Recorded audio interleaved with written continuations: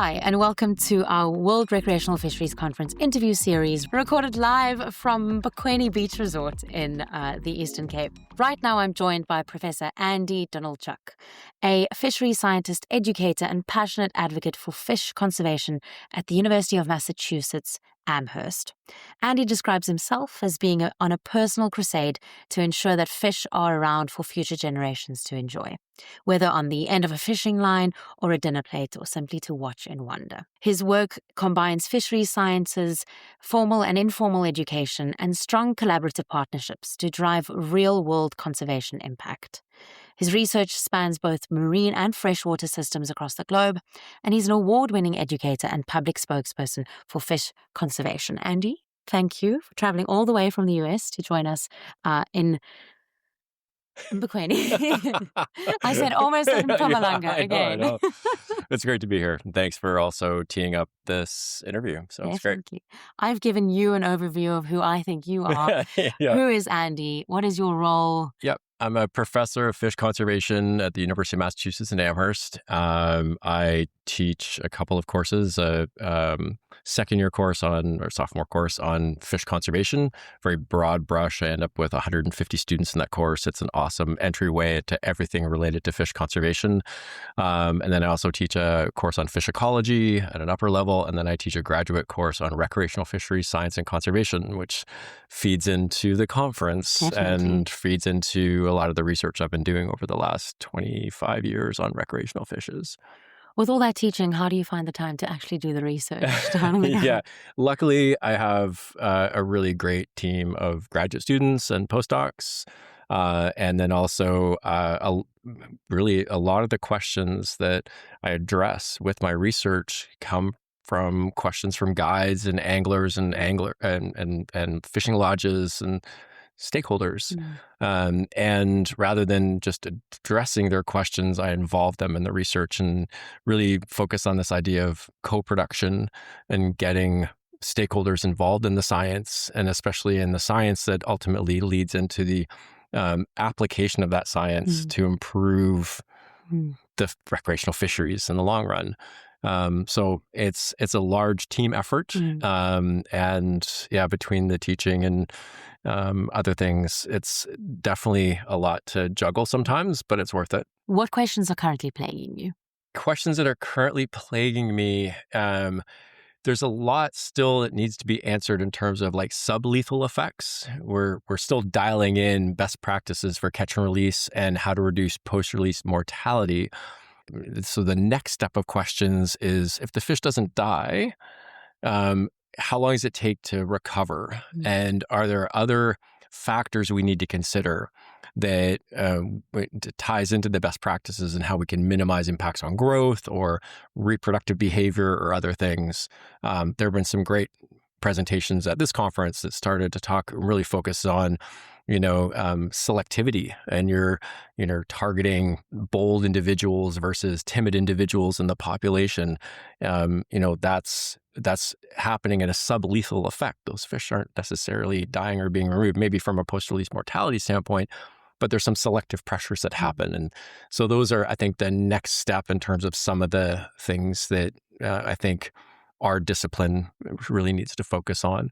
Another big topic that's emerging globally is depredation, fish being eaten on the end of the fishing line. And so when you've got predators around, sharks, seals, that, and also successful recovery of sharks and seals in some places after their populations have been pummeled.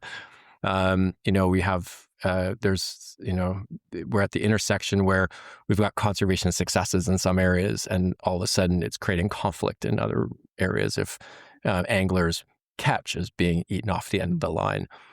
So that's something that we need to address and try to come up with solutions to deal with depredation. And then, can I keep going?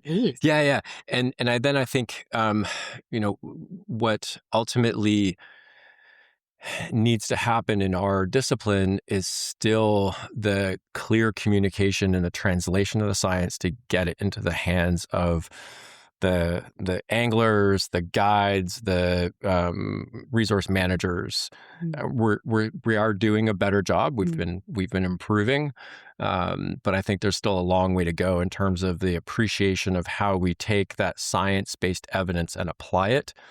And some of the concerns these days, depending on where you're from, there's a reduction in the trust in science. And so how do we work on the intersection of a lot of other things that are happening geopolitically and socially with this idea that, anglers are, in some cases, some of the problem, but based on some of the science that we do, we're able to really show them how they can adjust their simple behaviors and become part of the solution. So how do you reach anglers when you've got this? Yeah. And so a lot of it comes through, there's the typical speaking at angling clubs. There's, being savvy on social media, lots of different platforms that I think we have to use a sort of a diversified stream, because the angling community is also very diverse, 100%. right? You've got older gray-haired people that might not spend a lot of time on social media, and how do you access them? You've got younger kids that, you have to tailor make the message so it's accessible to different parts of the demographic. There's places where you're trying to communicate information to advocate for positive change in individual actions, yet there might be language barriers if you're dealing with a region or a country where there's 4 or 5 or 6 languages and you're producing a brochure in one language. You're not going to reach everybody that fishes recreationally. So understanding that context, and I think going back to your question, it's more like a diversified, we always talk about diversified fundraising streams in terms of how you fund your research. I think we also need to be diversified and wise in terms of how we're doing the science communication and that translation of the science. You're known for, on that note, being a strong collaborator, obviously collaboration between sciences and scientists, fishers, managers, communities. Why is this so essential? Because it's ultimately the stakeholder, the end user, that's going to have to either apply. In my mind, I always think about best practices for catch and release. Many of those best practices will never go into enforcement because the regulatory agencies can't monitor and control what they do. There's too many anglers out and not enough conservation officers to see if somebody's lifting their fish out of the water for 10 seconds or less, or using a certain hook. So a lot of that has to come up through sort of grassroots efforts. We want to make sure that with the partnerships, there's the buildup of an accumulation of trust. And so that ultimately when you're feeding back the outcome of the science, the trust is there, and that the end user, the stakeholders, or the management agencies will actually apply that knowledge. And so and it takes a long time to build that trust. And often the challenge is when we think about research programs and funding and all sorts of things, our engagement, the funding we have for engagement is at a smaller time step than the actual engagement that we need to do to build that trust.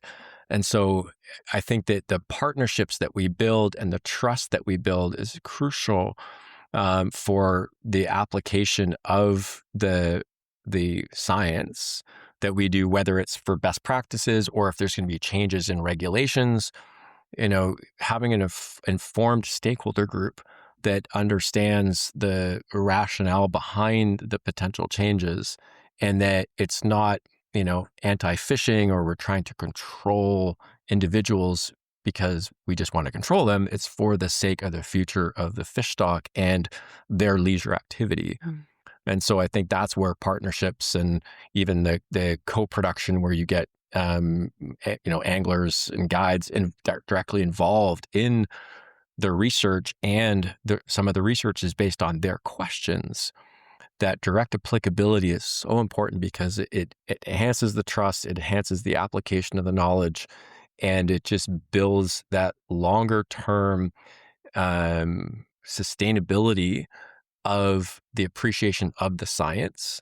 And when it ultimately comes to like adaptive management, having stakeholders, anglers, guides recognize that as we do more science, we may have to adjust the regulations. We may have to adjust the best practices. And that, you know, that appreciation runs parallel with the trust that we have between the scientists and the stakeholders and the anglers. Stakeholders meaning the anglers and guides. Yeah. Can we speak briefly about the threats that we are faced at the moment? I want to be an optimist, but there are obviously absolutely. threats that we are facing. What are the biggest challenges at the moment? Some of the biggest challenges globally, there's regional threats. Obviously, climate change is a big one. Not only just increases in water temperature, but episodic events like we saw yesterday with the big, massive rain event, right? And thinking about how we respond in terms of our science, in terms of dealing with these episodic events, and how do fish respond to not just increasing water temperature, but increasing flow rates from freshwater discharge into the oceans or changes in upwelling like we see down here. So I think climate change is a big one in freshwater systems and small streams when you're dealing with in the United States and cold water systems with trout. That those cold water species, a small increase in water temperature can have a massive cascading effect on their populations just without even touching them. But then as anglers, if we're catching and releasing them and they're physiologically stressed, I think there's a greater understanding that's required and more research is needed to understand the effects of climate change on fishes.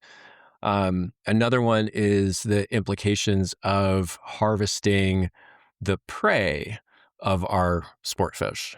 We see that a lot in the United States with bunker and menhaden mullet.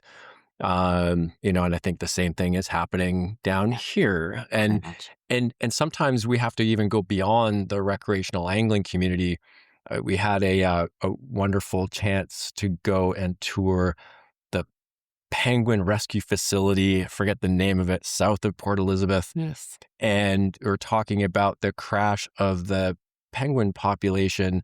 And a lot that we learned, there was almost implicating that it was the reduction in prey base and the overharvesting of the forage that might be related to the reduction in population of penguins. Whether that's true or not, I'm not sure what the science is behind that, but it's, I think that it's the same for a lot of our coastal fish species. If there are domestic fishing fleets or foreign fishing fleets that are harvesting a lot of the forage fish, prey base, then ultimately that's going to have a cascading effect on our recreational fish stocks. Big ripple effect. Yeah, huge ripple effect. Yeah. I think there are other, obviously there's a litany of threats, but those are two that really come to mind. And it's still, I think, trying to get the message across to anglers, in my mind, about their individual behaviors and actions. So both of those other threats are really big, right? If you talk to an angler and say, hey, we have to combat climate change, or we have to combat overfishing of forage fish, they're like, cool. Oh, great, what can I do? And that's why, I think going back to a lot of the work that myself and a whole bunch of collaborators do in terms of best practices for catch and release, it identifies and helps, I think, anglers appreciate that individual actions can have positive outcomes.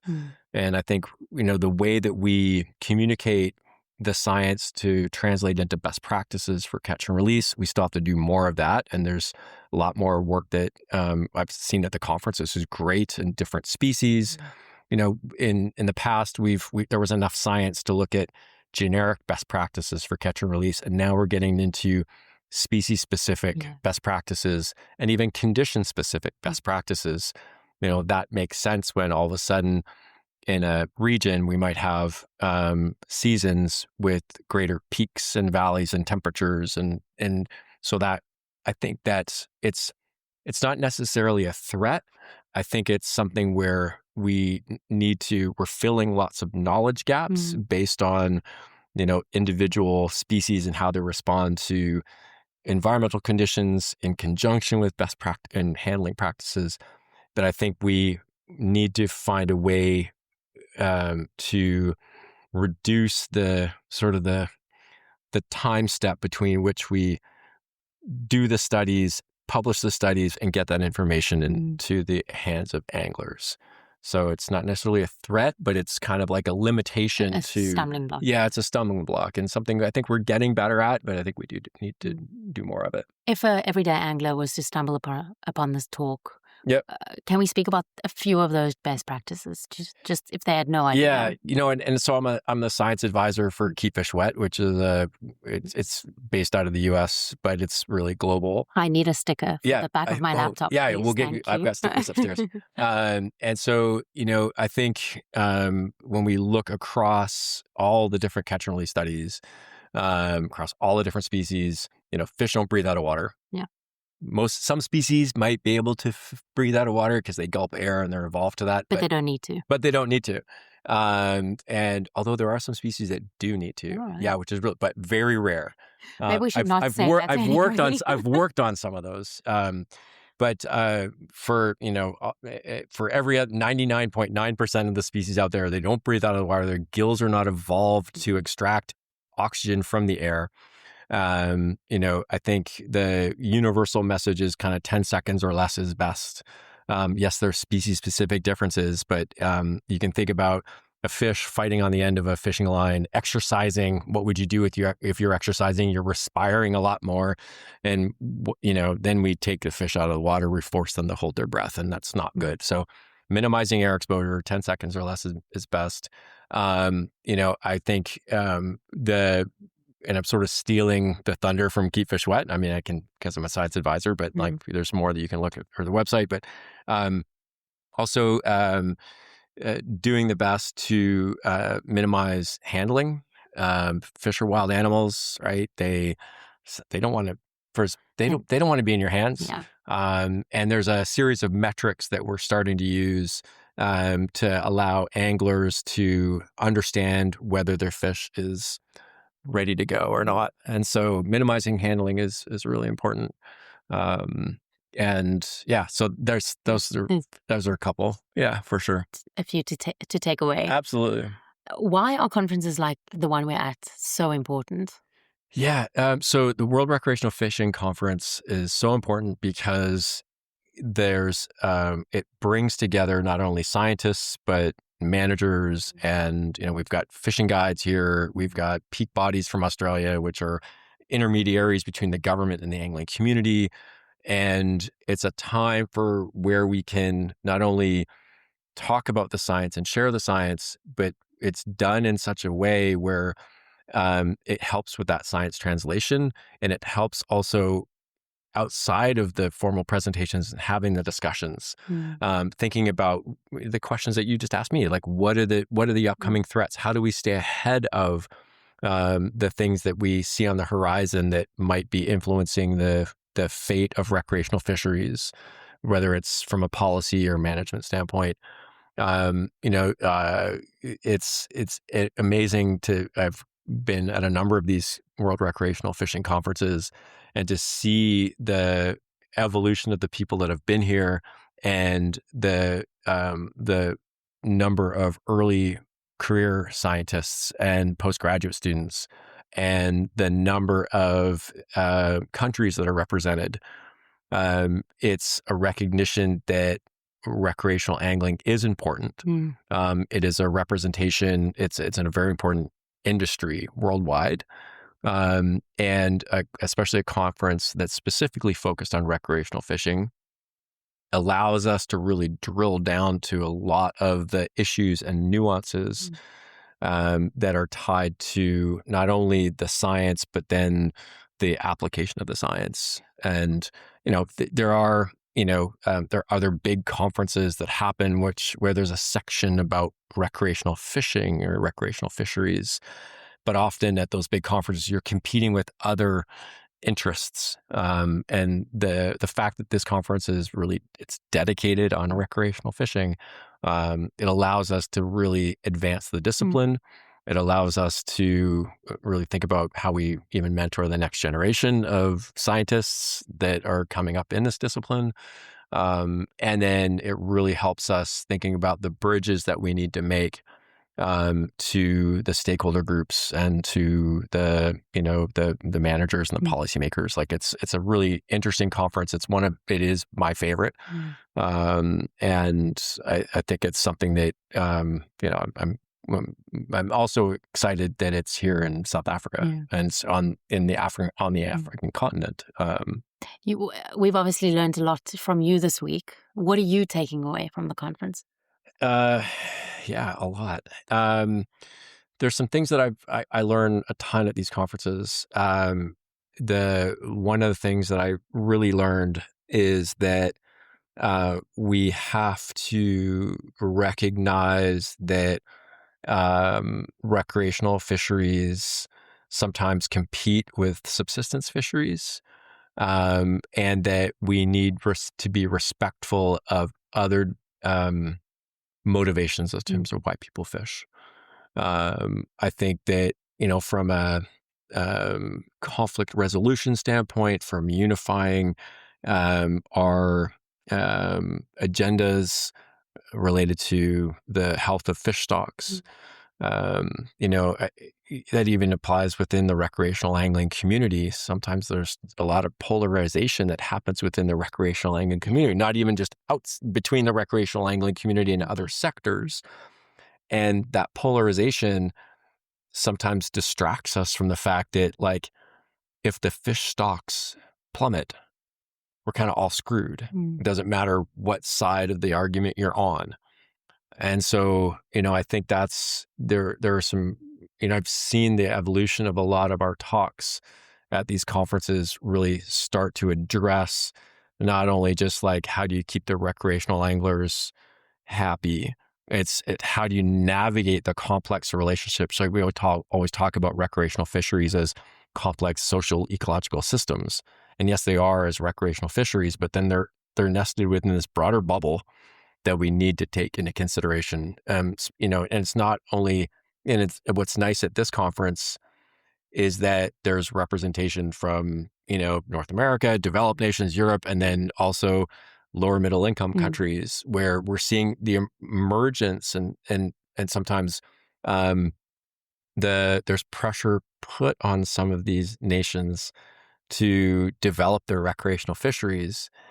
And sometimes that impetus comes from foreign investors and all sorts of things, and thinking about the leakage of investment and how that's also distracting us from some of the other issues in terms of food security for people that are competing over the same species.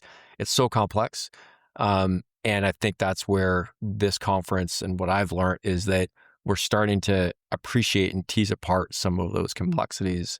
What I've learned a lot, and I think it reflects a direction where my lab's been going for the last few years, is that for as much of the amount of work we need to do is science focused, we need to do a lot of parallel work that's social science focused.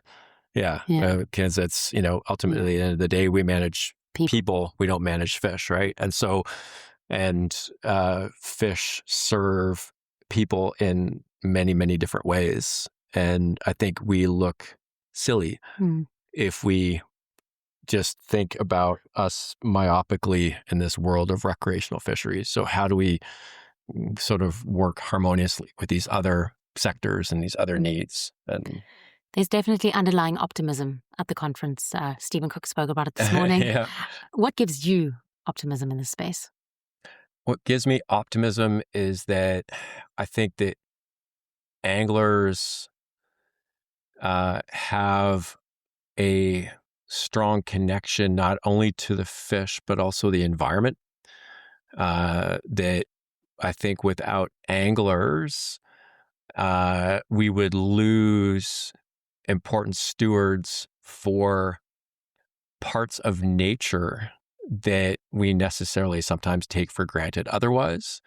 And given the sheer number of recreational anglers on the water and the growing interest in some regions, that what gives me optimism is that I think the newer generation of anglers that I'm seeing that are maybe a little bit more aware, they might be the climate change believers, and they might be the ones that have grown up with recycling and have grown up about renewable energy, that my optimism is tied into, and I'm not trying to discount the old guard, No.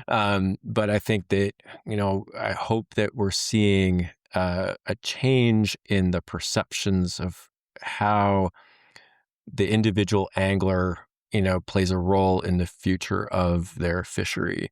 So that gives me optimism. And, I think what also gives me optimism is the fact that, this conference has momentum, right? And I think that the diversity of people that we're seeing at this conference, the scope of the topics, and the appreciation that, again, it's not recreational angling is, yes, an important sector, but we have to start looking at how it's connected to other things that we do in nature and other demands we have on fish stocks. And I think that broader awareness for many people that I'm seeing is giving me optimism, right? So we're not just sitting in our own little silos and we're not myopic. Yeah. So that gives me hope. I was supposed to ask this earlier, but did you grow up in a fishing family? I mean, I've met so many people this week that come from generations of fishermen. No, I grew up with a family that appreciated the outdoors, but nobody in my family really fished. I started fishing when I was about 7, and there were like little opportunistic moments. And it wasn't until really in high school when I connected with a very good friend. He's like this similar to the relationship I have with Steve Cook. It's like brother from another mother type of thing. And he and I connected over fishing, and it's something that sort of resonated with me. It was helping me avoid a dysfunctional home life. And so it definitely saved me. And I think that where I was able to sort of steer my career and recognize that, wow, I can actually focus on fish to begin with, and then now focus on recreational fisheries as a career, and then think about the types of science that I do that can actually give back to the sustainability of this wonderful sport that we have.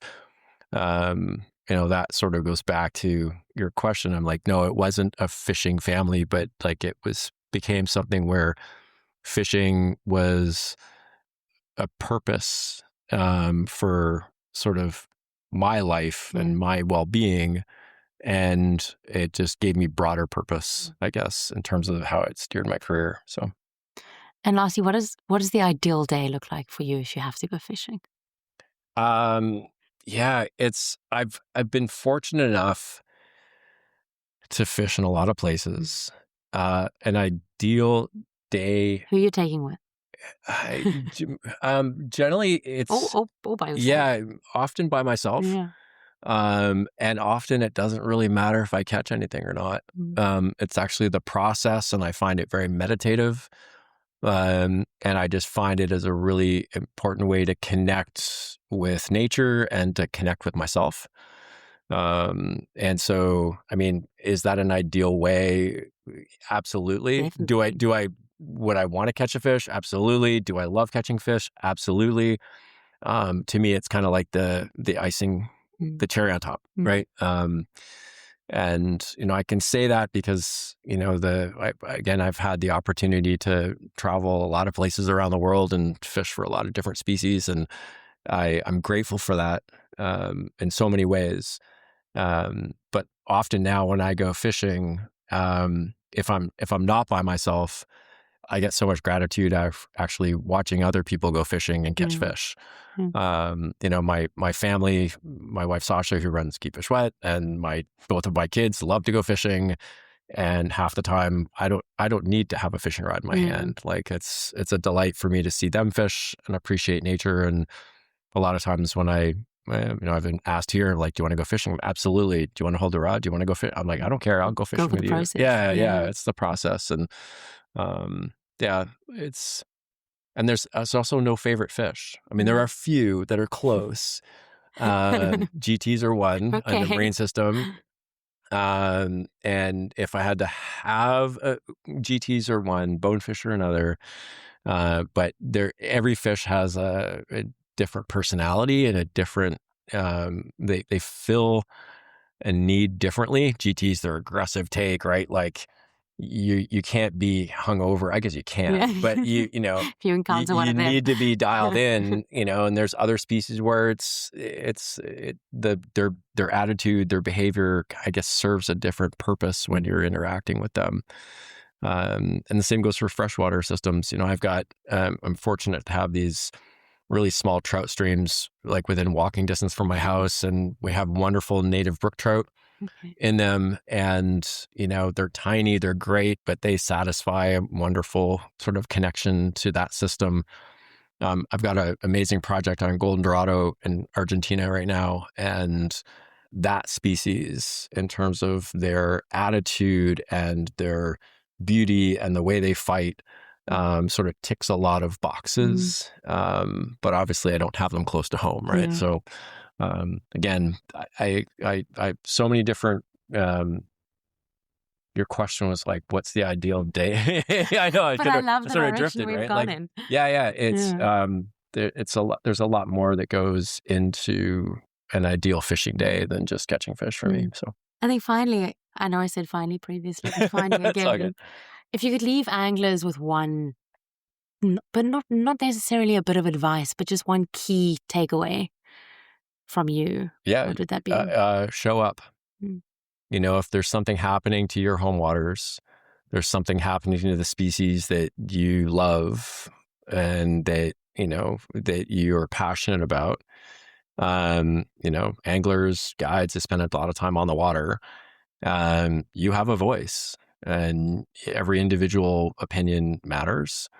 And if there's fighting a new dam on a river, or thinking about invasive species, or thinking about, how they're regulated, I think it's important to show up. So doesn't mean you always have to speak up. But the angler presence, when it comes to thinking about how they advocate for the future of their leisure activity and their sport, I would think that, and it's not only just advocate, but be an informed advocate. And I mean that in a way where, going back to the question of like, what do we need to do better as scientists, is get the information to anglers so that they can be more informed when they're advocating for their species. They're not just hanging their hats on anecdotes, that it's based on evidence. And so I think, I think anglers love to learn. They love to learn how to target their species, the baits that they use and techniques, but also learn about those things that are influencing their populations, their well-being. Lean on science and that scientific evidence, and then don't be afraid to show up for public meetings and to advocate for the future of your fish. Andy, thank you so much for the work that you do. It's been a pleasure chatting to you and getting to know you at this conference. Yeah, likewise. Thanks for setting this up. Appreciate it.